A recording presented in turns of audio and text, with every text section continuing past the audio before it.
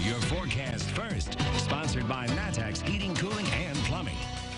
We had clear skies for the day today, except it didn't really exactly look like that because of the smoke trapped in the upper atmosphere from the wildfires out west. We're probably going to have similar conditions for the day tomorrow, but those clear skies will make for a nice cool night tonight. Already down to 59 degrees in Watseka, 58 in Pontiac, 62 in Danville, 61 in Champaign, and it's also 61 in Springfield as well, which is where we have our Flooring America weather camera up on our Roofing Dog iNet.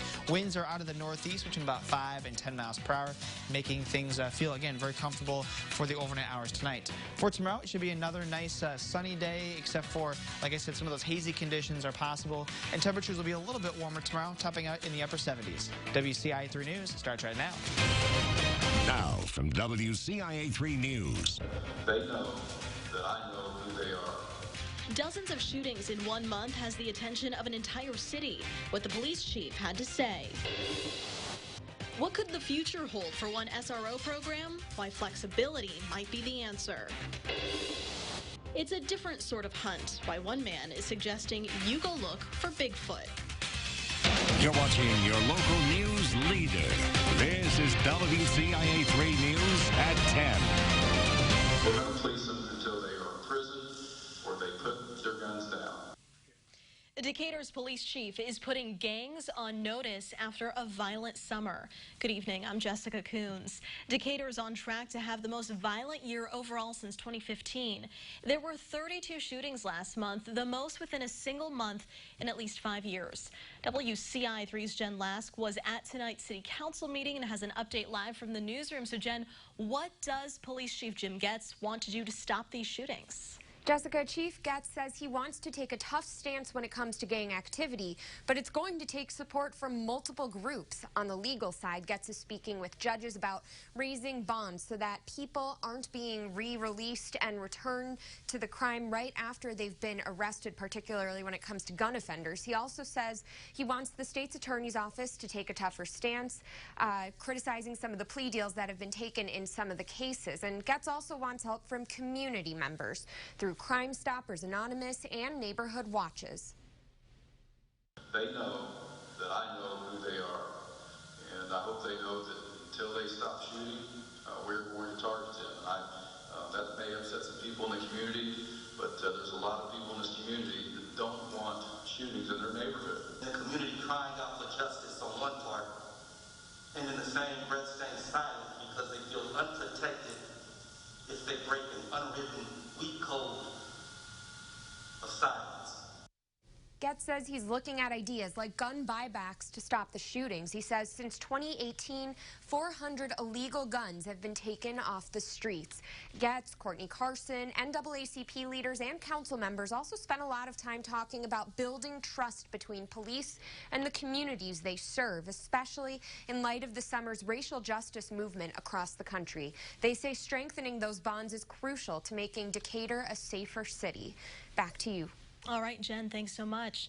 The chief says other ways of cutting back gun violence could be adding more street surveillance cameras, a citizen camera registration program, and organizing smaller community groups into one large team. A man involved in a Decatur murder has been given 2 years probation. Levonsky Folks pleaded guilty to aggravated unlawful use of a weapon.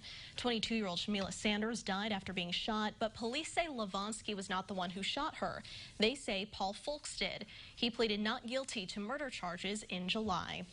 We have an update from 6. The Urbana School District could now end its Student Resource Officer program if it wanted to. City Council passed a resolution tonight. The two groups are currently in an agreement to pay for the program. It costs about $325,000 a year. And council members say the school board was concerned about its budget in light of the pandemic.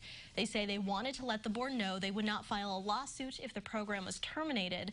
The school board will meet tomorrow night to talk about its budget.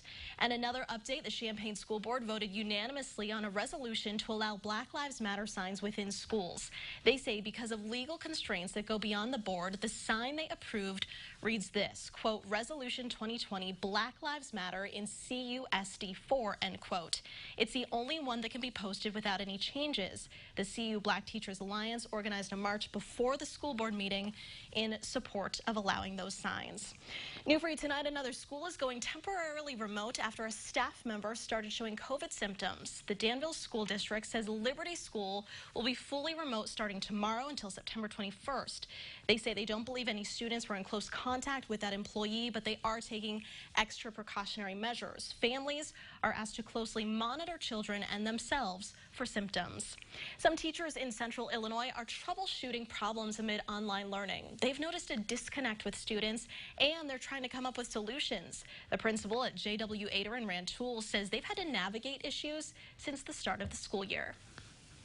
Our biggest obstacle has been getting a high percentage of our students who are remote learners logging in and completing the work consistently. They'll now be requiring more accountability from students. Hybrid learners will be required to log in live every day during their regular class time. With many districts turning to remote learning, the pandemic's impact is extending to mandated reporting, but keeping a watchful eye on students isn't the same via Zoom. School staff members are tasked with reporting potential abuse or neglect to the state. Earlier this year, DCFS saw a dip in reports from teachers that coincided with schools closing. Calls were down overall this summer. Police calls to the DCFS hotline increased as calls from teachers dropped. One DCFS employee says a new online system may change that. We are seeing reports from teachers, and even as of today, as I was looking at our new online reporting system, I do see school professionals, I see educators making reports through our new online reporting platform. She also says calls from educators have increased in the last 2 weeks. People Against Remote Learning held a rally at one school board meeting tonight. Taylorville High School started classes this year with e-learning, but some believe students should physically be back in the classroom. They say kids need more structure than what they're currently getting from behind a screen. 30 minutes once a week per class at the junior high and high school level. A lot of these kids are home all day, 8 or more hours a day alone, so more of a structured class schedule, even if it's virtual. If we can't go in person or start working towards that, we just want to hear from the school board that they're working towards that. The district plans on reviewing each quarter on whether or not they will continue with e-learning. One high school student is finding a way for kids to connect despite the pandemic. X-Time provides free online Zoom activities for elementary school students. Every month, a business is invited to host a class. These classes are free and include a wide range of physical activity courses. When the pandemic started, I felt really bad for many families in the community, and I wanted to find a way to help that was safe, fun, and educational at the same time while helping parents.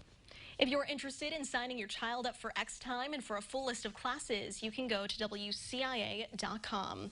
The union representing building service workers at U of I filed an unfair labor practice charge. The university now has a uniform policy that bans personal hats and requires workers to tuck in their shirts.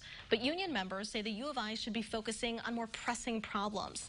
They say although the school has made some compromises, it has not granted them hazard pay like they asked for, especially for people working to clean areas like the quarantine dorms for COVID-19 positive students. We haven't even been able to really bargain over it. There's no actual proposals put forward about an actual dollar amount or whatever because the university has just not, they've just refused to speak of it. They just keep telling us no. A university spokesperson says their agreement with the union allows for uniforms, but they're compiling more information and are hopeful they can resolve the issue soon. Looking at today's coronavirus numbers, the state is reporting more than 1,300 new cases. That brings the total up to more than 262,000. The 7-day positivity rate has dropped to 3.6%. 5 more people have died. There have been more than 8,300 COVID-related deaths across the state. Another wind farm could be coming to Central Illinois. How much money that project could bring to the area. Plus this. Bigfoot is the social distancing champion of the world. The search is on for Bigfoot thanks to a Central Illinois man. How you can join in on the fun. Plus, people are calling for the return of high school sports. How they're working to build momentum to make it happen.